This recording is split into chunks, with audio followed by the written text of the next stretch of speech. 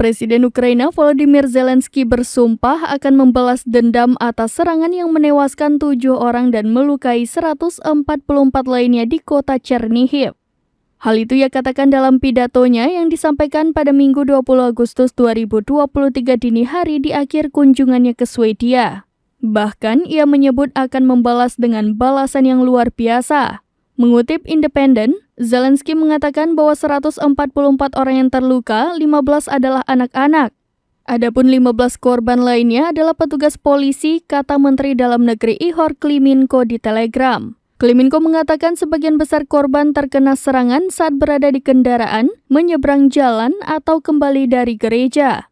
Sebelumnya, serangan rudal Rusia pada Sabtu 19 Agustus 2023 di Chernihiv, sebuah kota dengan jalan-jalan rindang dan gereja tua yang terletak sekitar 145 km utara Kiev, bertepatan dengan perayaan Transfigurasi Yesus.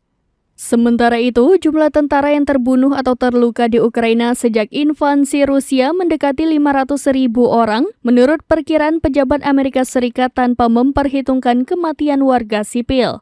Korban militer Rusia mendekati 300.000 termasuk hingga 120.000 kematian. Sementara Ukraina telah kehilangan 70.000 tentara dengan 100-120.000 tentara terluka. Selain itu ada 26.384 korban sipil sejak awal invasi pada 24 Februari 2022 di Ukraina.